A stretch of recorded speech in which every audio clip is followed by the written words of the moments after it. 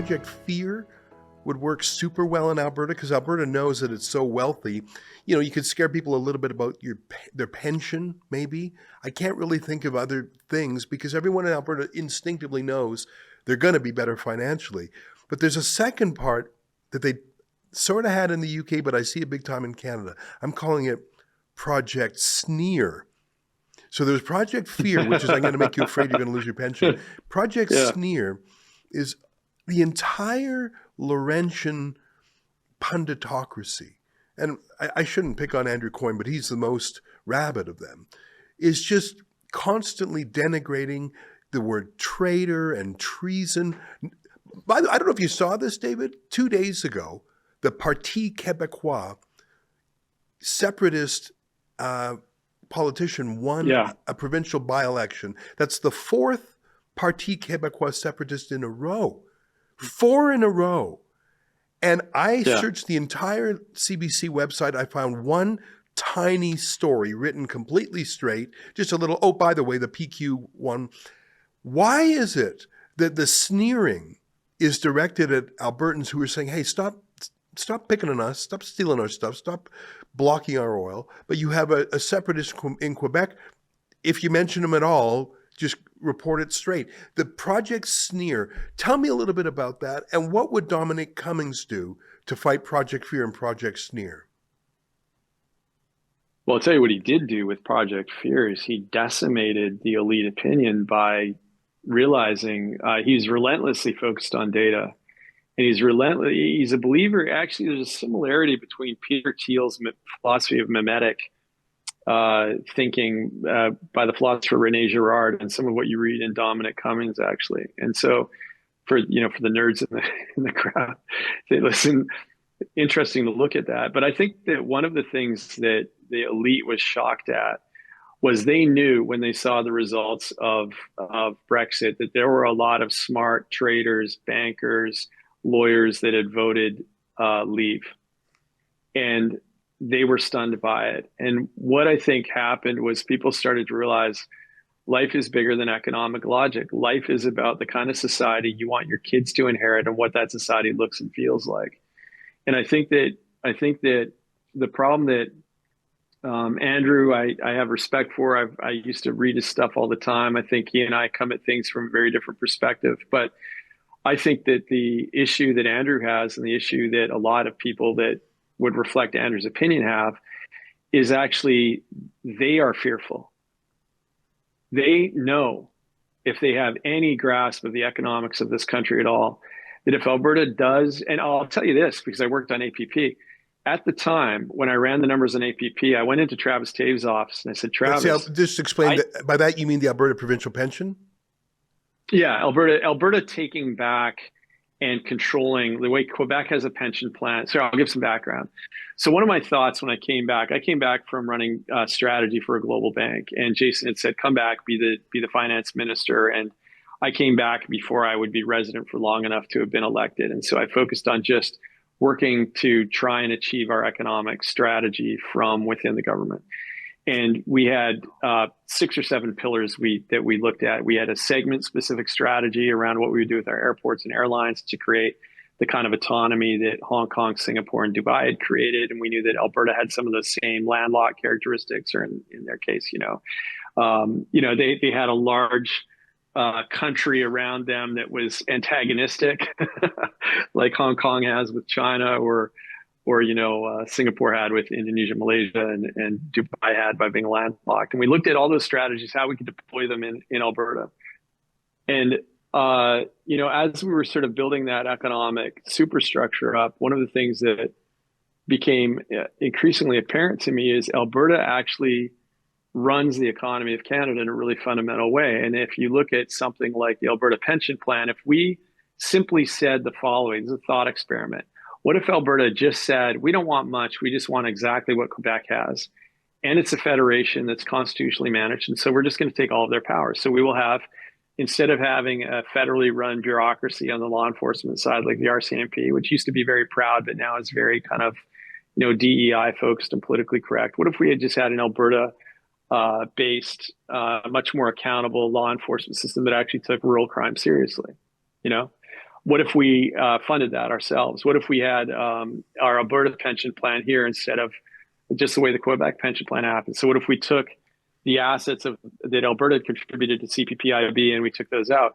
Now, when I started to do that thought experiment, I looked at some numbers, and the thing that became evident immediately, Ezra, is that Alberta clearly owns at least 45% of the Canada pension plan, easily. I think it's actually up now over 50. And when I first floated this, I ended up talking about this at C.D. Howe Institute, and somebody quite prominent in the pension world said, look, you're going to unravel the entire hockey sweater of Canada. And there was a chairman of a bank there who came up to me afterwards and gave me his card and said, we have to sit down and have lunch and talk. That's when it started to dawn on me, Ezra. Project Fear is interesting because I think it's a form of projection. I think in Alberta, I think in Canada, Project Sneer and Project Fear is a smart guy like Andrew Coyne senses deep down in his very agile, economically informed, deeply federalist mind. He knows. You forgot your bathing suit. You really want to go for a dip. This is what we call a last resort. If your most recent electricity bill says the rate of last resort, then your rate is like the rental bathing suit. It will serve its purpose, but there are likely better options available. Alberta has the wherewithal to actually do this, get away with it and print it. And if that happens, if you unlock Alberta, and Alberta is in a position where it creates a direct sort of trading relationship with the United States, and it's unlocked fundamentally, we will within 20 years become the single most wealthy democracy in the planet, no holds barred. It's impossible. We have 5 million people, and we have $5 trillion worth of assets. Qatar is, this incredibly wealthy place. We have as much oil, we have as much gas as Qatar. We have more oil than the entire United States and Russia and China combined.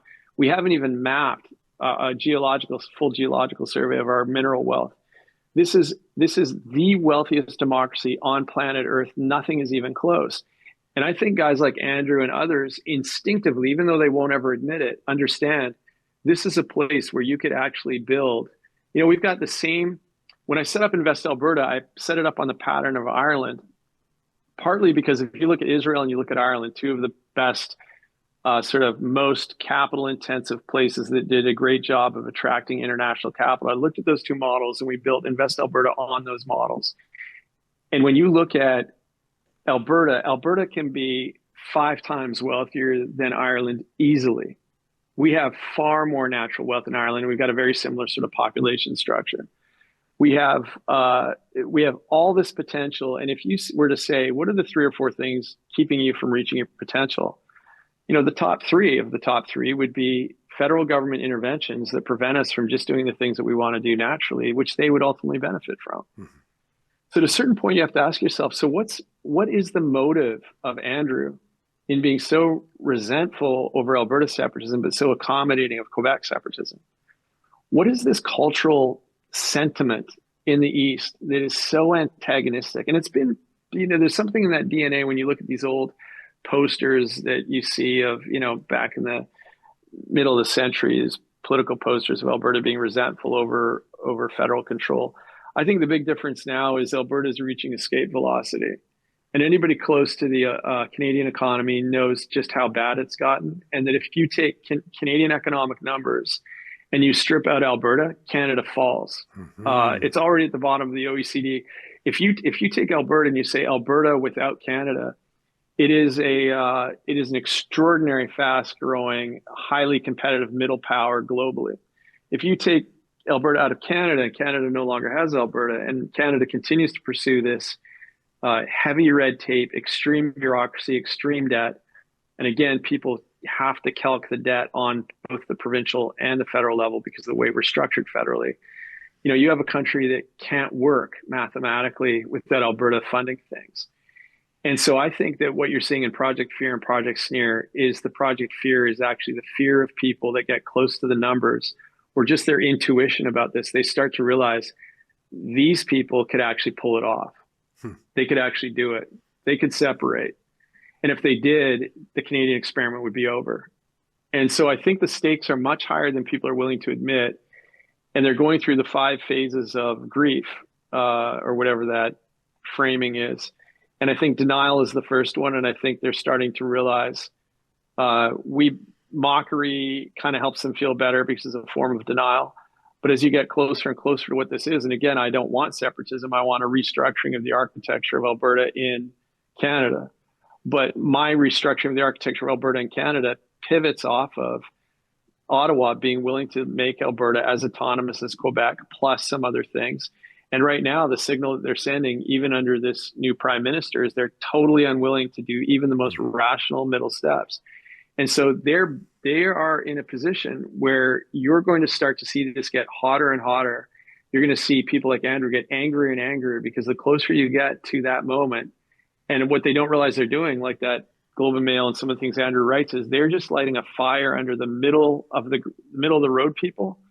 And I really believe you're going to see something very similar happen to Brexit if Andrew and the Globe and Mail keep it up, which is they're trying to play to their Toronto cocktail club crowd. And they're not doing a job. They're not doing the right thing they're not fairly interrogating what the issues actually are that are splitting the country right now, because they don't want to offend their friends in Ottawa. And by not doing that, they're missing the point. And by missing the point, they're going to continue to create a scenario where more and more people that are in that large range in the middle, like they were in Brexit, are going to say, you know what?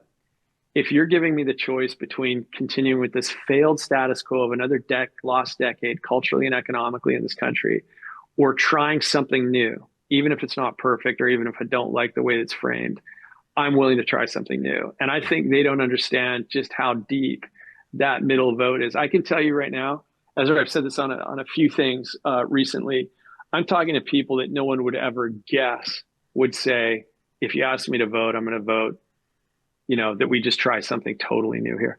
And no one's saying I want separatism. What they're saying is nothing in this federal structure is working. The whole thing is broken, and I want to reset. And that's what a lot of people are going to vote for. And they're going to see the way this question is framed is a little too much for them, but they're going to be willing to try it as a way of forcing the entire country to have a real debate about its future.